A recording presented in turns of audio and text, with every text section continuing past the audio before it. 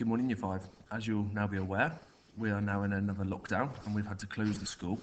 We're really sorry that we couldn't tell you any sooner, but we only found out at 8:05 last night. So we will be getting in contact with all of you, and over the next day or so we'll be having some live lessons set up, so you'll know that every day you'll have a chance to have a live lesson with myself and some of the people that may well still be in school. Some people will still be in school, but it will all become a little clearer over the rest of today.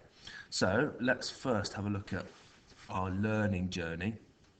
So you will need a pencil or something to write with and some paper, and then to take a picture of your work and send it on to the class dojo, where we will write back to you about your work.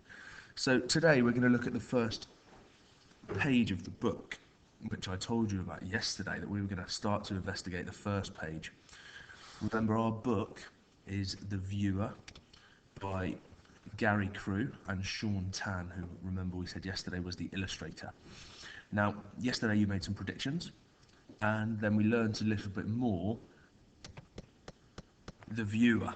So we worked out from those definitions that we were probably looking at an old, some sort of vintage box that we can look into, and we're not sure yet what happens there.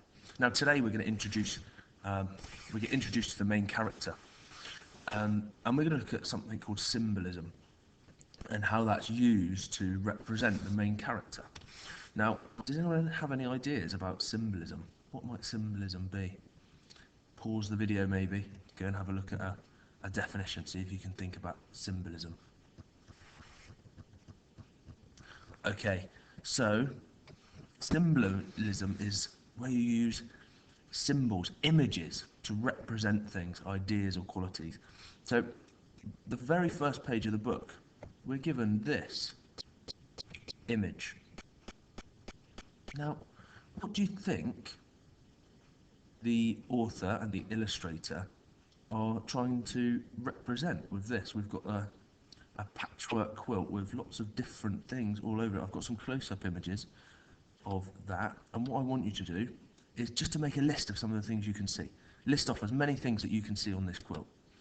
Okay, so maybe pause the video on each of these slides and just list down some of the things that you can see in the first page of this book. So there's another section, and the final section there. What is it that you can see in there?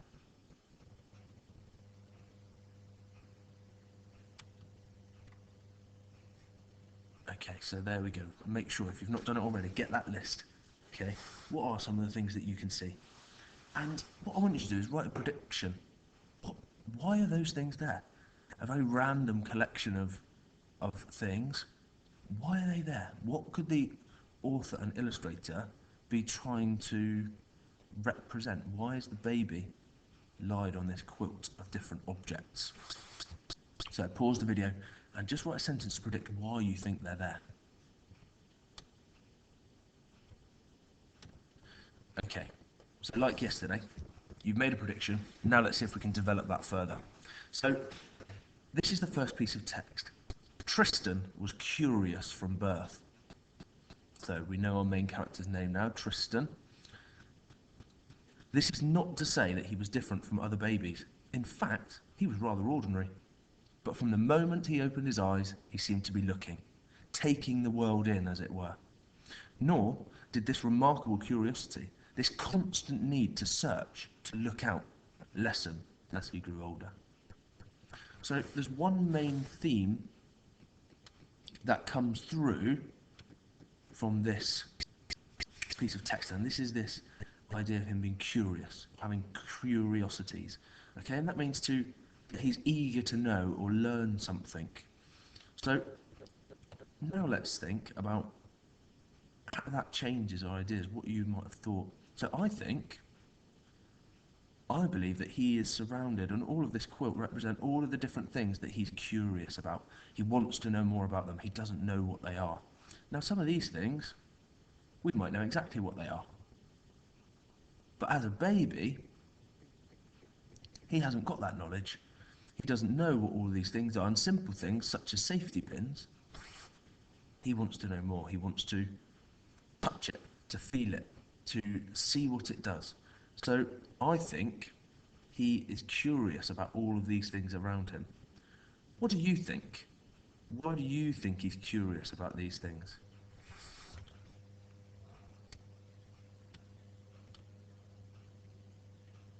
So let's think back to our main question here around what you think he's trying to represent. Can you add to your prediction? Can you add to the sentences that you've created already?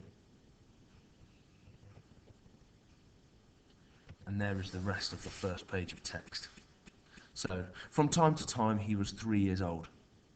From the time he was 3 years old, Tristan would wander from his parents' house, to be found hours later, miles away and always alone, staring up at the cloudless sky, or crouched by the seashore, peering at some long-dead life form that had been washed up there, or once in a city park, gathering the autumn leaves that lay scattered about him. Another time, on an occasion when he vanished overnight, he was found in a museum, gazing into a display case of long outdated cameras, oblivious of all else, even if the heartache he had caused his parents. But as he grew older and entered his teenage years, it was the city dump that attracted Tristan most. That was where he felt closest to his private view of heaven. Okay, so that's the first piece of text that we've got, all around Tristan's curiosity, his need to know more, his want to know more. And what I want to do today is for you to let me know what you're curious about, or what is special to you. So if you had a quilt, what would your quilt look like? So I want you to draw a quilt. It could be a really simple drawing. It needs to be labelled, okay? And then I'd like you to write some sentences about why you've chosen those things. So 2 things that are special to you, and 2 things that you're curious about. 2 things that you want to know more about, you've got questions about, okay? One of my things that I'm curious about, that I've got questions about, might be space, the planets. I don't know much about those. What's that about? So I might draw some planets in my box and then write a sentence to say some of my questions about that. So I look forward to seeing your pictures on Class Dojo later of your quilt and your explanations to tell me some of the things that symbolise what is special to you and what you're curious about. I will see you tomorrow on a live session ready for the day ahead.